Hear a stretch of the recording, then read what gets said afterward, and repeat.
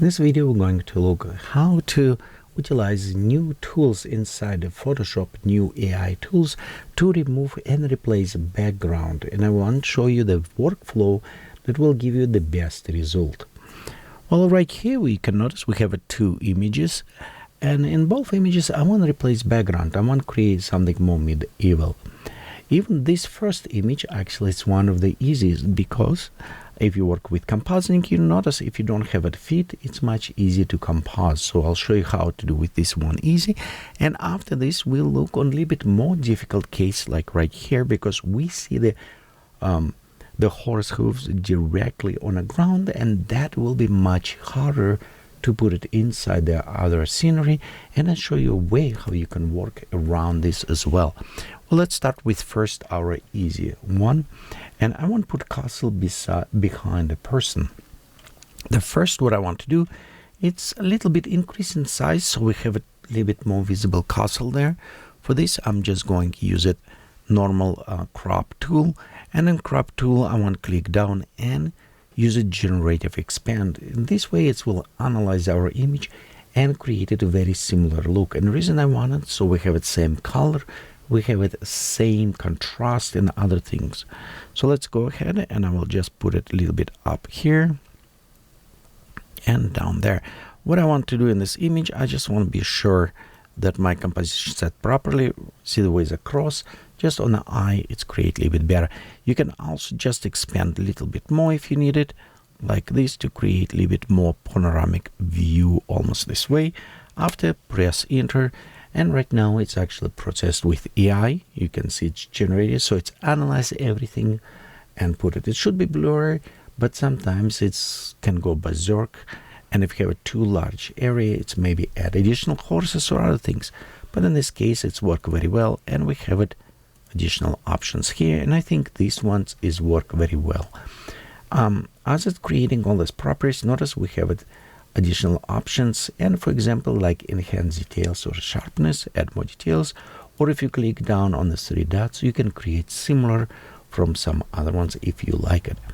Okay, this is done. Next, I want to select my subject.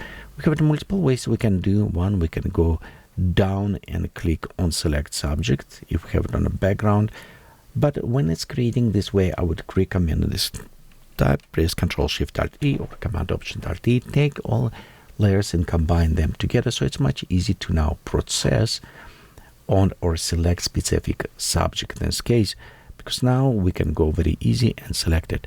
Otherwise, you can also select subject if you're going and okay, right there have it our selections properties. Okay, let me select our object selection tool. In this case, if we go over our image, you can see it already pre-selected for us. In some cases, I like this better because it performs a little bit nicer. And of course, on top, before we selecting, we can set if we want a soft edges or hard edges. I will have it probably for the fur or for the hair, we want to have it softer edges. Also, I want to go select the cloud options. If you need to select, you can click select that subject. It will select all of them. But in this case, I'll just go select them here. I want a little bit more precise selections and without using pen tool. Yes, so it will take select them, but helmet not yet selected. So now hold down shift, and I also will click on a helmet and let it select helmet. In many cases, what's happening, we will have some like last selections, and you can see it's almost happening all the time on a stick. For this case, we can take a lasso tool, hold down shift key, and just go like this around. Be sure this stick elements all is inside like that. There you go. Of course, we don't need to select this. We can, in this case, we can just take our lasso tool and create it. Okay, I think this is very good selections done in this case.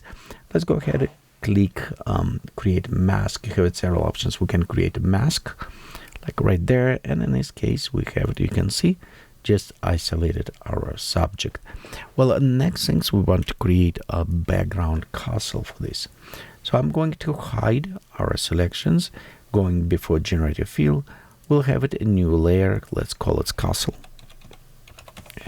And next I want to go on the right side with generate image. We'll click on this, and right here let's says castle, mountains, rocks, something create, describe what you want it to be more descriptive. It's kind of will work very nice.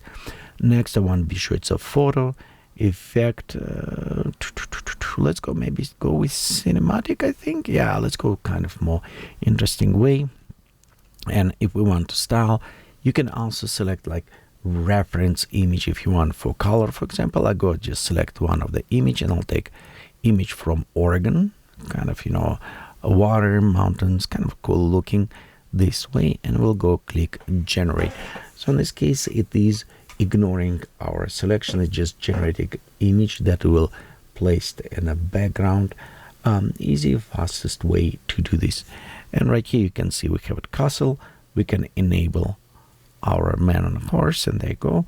You know what, actually this castle maybe let me go to edit, transform, flip horizontally. I want to see if it's look better from this way. I think this could look kind of more interesting. Sometimes it get too sharp. We can rework on this, but I also will show you another cool tool that will help you. For example, right here we can see we have a horse and everything done. We can go and select or create new layers. I almost always like to create new layers just to preserve. And then we'll go to filter and we'll go to neural filters. And a new neural filter, we have it cool option. It's called a depth right here, depth blur. It's a beta, but it's still working. So we'll just enable this. It will analyze. It will analyze by selecting the focus on a subject, and this is our subject. And you can see it is after processing on the device, processing all of these things, it will determine blurriness. And for the portraits, it's actually work very well to create nice depth of field. And you can see right here, it's actually very nice and blur even edges slightly. So it's kind of more integrated, kind of, I think, give it interesting look in this case. You can modify how blur or less blur you want it. So in this case, if we go and take this maybe just slightly down to about like 35, 37, it will blend a little bit better and more interesting. Of course, we have a lot of different options there, like create background, create this, but I think this is work very well. So let's go ahead, click OK. And to compare now, that's one reason why I like to do this, because we can go and you can see before and after. See, it did a very good job to integrating with background. So this is one way to do it. Another way you also can do, just try to replace background not as an image, but as individuals. And this way it's work almost required if you work with the object when it needs to stay on a feet, because this honestly, to create this type compositing or replacement, it's one of the easiest, because we don't see feet, we don't see the shadows, we don't see how it's attached to the ground. So that is one of the easiest to do. And you can see it's have a very nice job. I mean, it totally replaces backgrounds, not just the sky. So let's go to our other image here, and we'll look a little bit more complexity.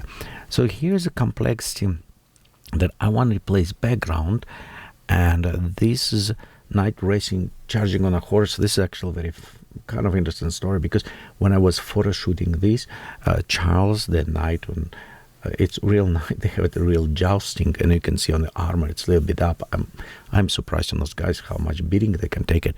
But he was charging on a horse directly at me. So, but that much he passed me, and he passed like 10 times. I mean, he was controlling his horse unbelievably. So I can take more shots with the camera. Well, I almost make my pants wet, okay, because it was just imagine a huge horse charging on you over and over. So it's kind of fun. But here's the image. It's a beautiful image, but I want to replace background in this case. We can select subject, and let's do this. Let's see what problem we'll have it as we select subject in this case. So we'll go right here, we'll click select subject, and in this case it still has the same algorithm. By the way, you can see it select subject. It's okay, it's actually did a very good job somewhat, but we don't select sword, so we can actually select again. And by the way, if you just select remove background, it will perform exactly the same type of selections, only it's going and add mask to this. So right here you can see it's added mask to this. So it's we don't need to do this. Yeah, we'll just go like this, back to our select subject. We have it also, you remember, we can go and select subject with our tool, like for example right here. But you can see in this case we have it separate horse, separate sword. So we can actually go ahead and select those details with same as before. Hold shift key and just select multiple, so it will still work this way. Or you can also use like magic wand to touch up. So multiple ways we can select our subject. Whatever you prefer. I think in this case, yeah, I'll just go, says right here, select the subject. By the way, you can also select subject on the top and specify, hey, I want to select utilizing AI. Like for example, right here, if you click down, it says cloud for more better result. Actually, you know, let's see how this one will does. And let's put hard edges for this. Select, so it will discard and reselecting. We'll see if on the clouds we details perform better. But we can see it did exactly the same.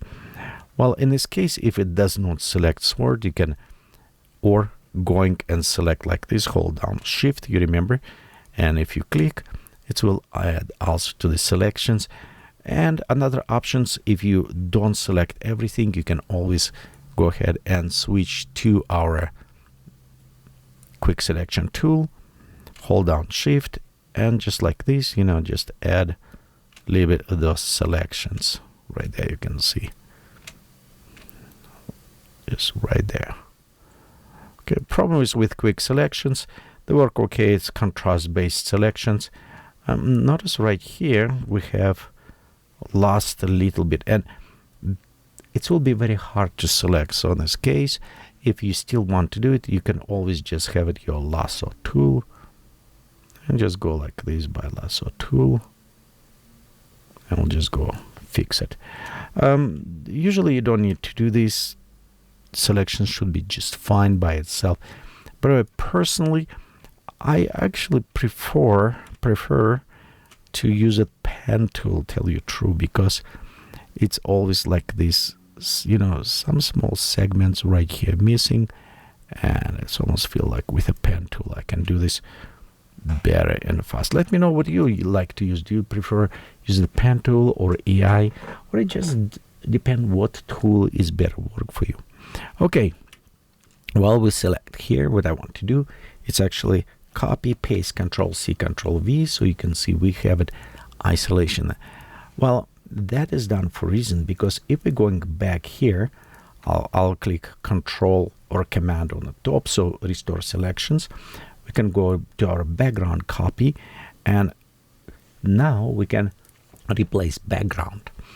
Well, let me show you what's happening if we replace background with the selection right here.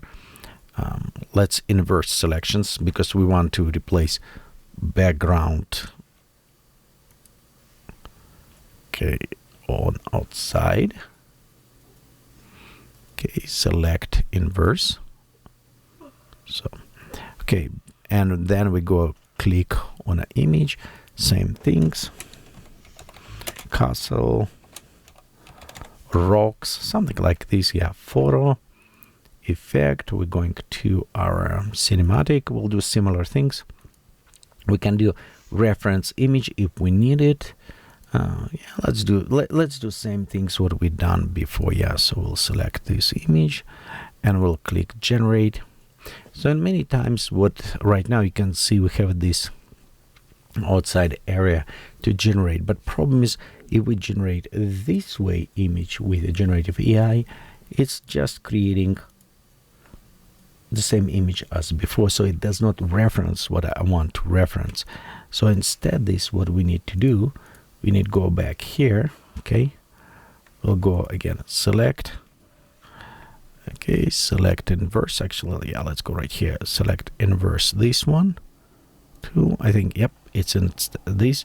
Next, from here we want to actually click generative AI. We don't want generated from this image, we want generate from here. So we'll go click on the generative field, then I go click and says choose the image, so I can reference. The best if we already have it like pre-selected like castle or other things, but let's just select this. And I know this is not necessarily will be the best because we have it cliff too close, so it's probably, we'll see. I'll show you what will happen when you write. But same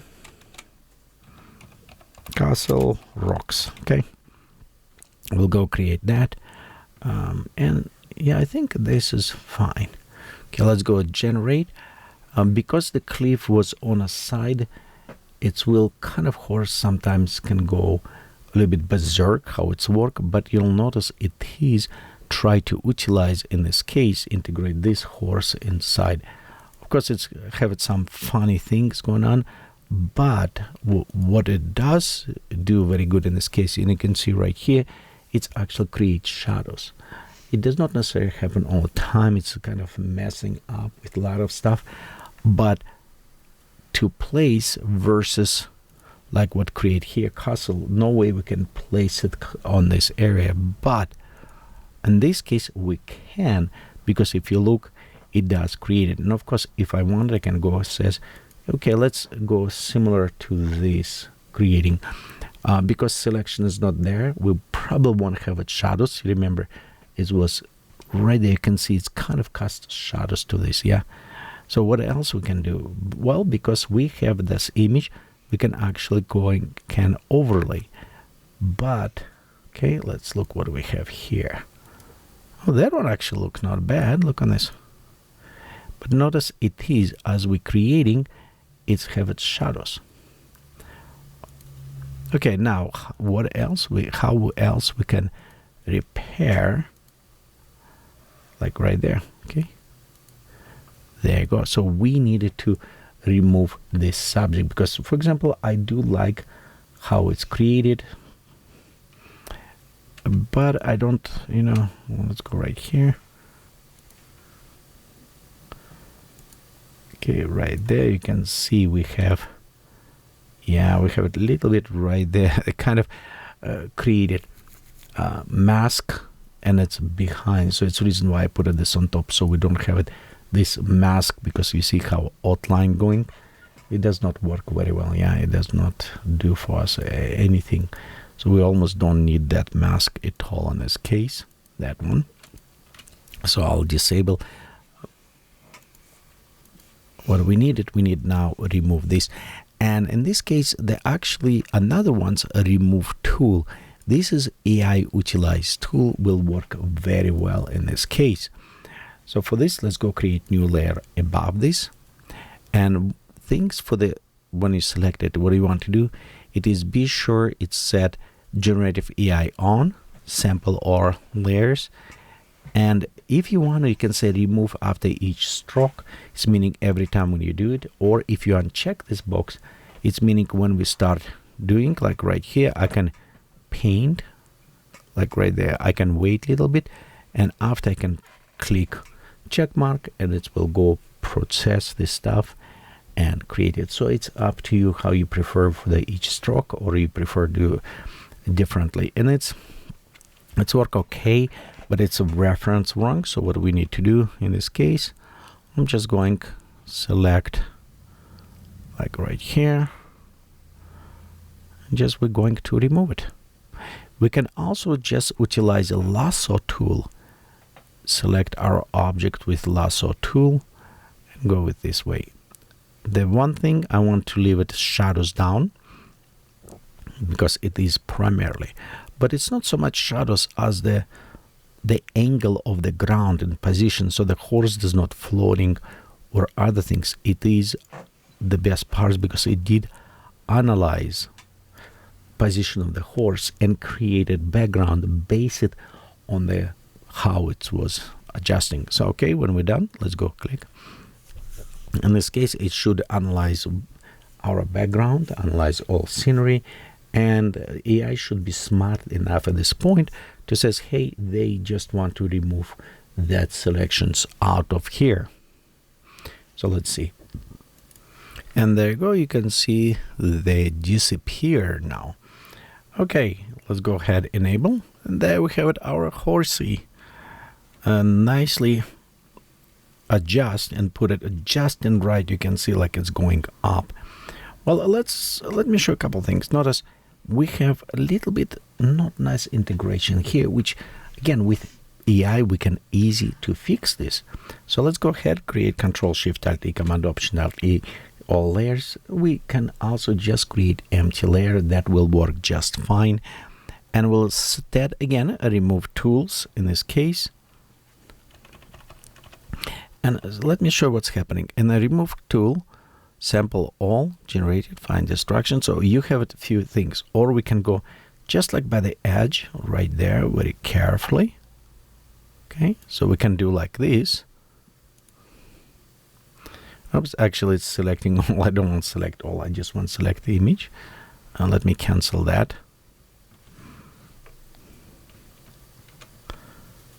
Okay, just like one side, if you selected just one side, it will take this edge, will replace, but it will integrate it a little bit better. So let me show you what's happening here. Okay, you see it's kind of blending, so this is smoothing a little bit those edges. So this is one way we can do, kind of like going around and just little bit integrate. So it's worked very well in this case for the blending edges. I like to do this way because you can see as selections work, it's kind of rough. It just does not look clean and nicely. So by utilizing, I should click on processing, it will be waiting a long time. So it's not just removed, but if you have a thin layer, it's actually embedding. Work very good with you have it here. See how it's cleaner now. So it's look a little bit better in this way. Same like right here. So you can go just select it and it will do same things here. Okay, another option, of course, as you modify it, you can always just utilize neural filter to add that blurriness as we done before. And in this case, we can go just a filter, neural filter, depth blur. The reason is why I'm also would most likely use in this case, because AI have to render, but this is extremely large image. It is a big size image. And if you watch my video before where I explain how does Photoshop perform, how it is calculating, you'll notice it's need to be about 1024 by 1024 area. And because if you're done in this area, it will perform the best. But otherwise, it will have it poor resolution. And that's what we have here, because it's last image. We have some of these kind of not very sharp poor resolution. So by utilizing this depth of blur, we're literally hiding some of those imperfections to creating nice looking like from real camera. And you can see right here, look on this. It's look very good actually. Look sharp here, go down blur, it's look like it's take on a real photo. And I do like how the lighting come together. So, and this is, we have it our image. Well, let me do this way. Let's go just enable this one. We'll go put all together. And this is what we start. And this is what we end up just playing around with this. Of course, if you have the reference image, you can achieve something else. But I think it's actually did a very good job on not just to replace sky or anything. It is physically replace it. Background adds shadowing to us in this case. And this is a little bit more complex because, as I said before, majority of what you'll see, you probably will see that this replacement without feet, which is kind of, I think, one of the easiest to do. It doesn't mean it's bad. It's easiest to do, but it looks still very good. But if you want to do more advanced, I think this workflow, well, you know, if you have a better or more interesting workflow, or you create your own, please share with me. Let me know how you modify your images, if you find other ways to do it. And if you want to see professional level of the compositing for the movie commercial posters, movies and other things, I have it videos on my channel. More than welcome. Just going to this category C of the from A to Z compositing in Photoshop, and hopefully you'll find that very useful. Well, thank you for watching, and we'll see you next time.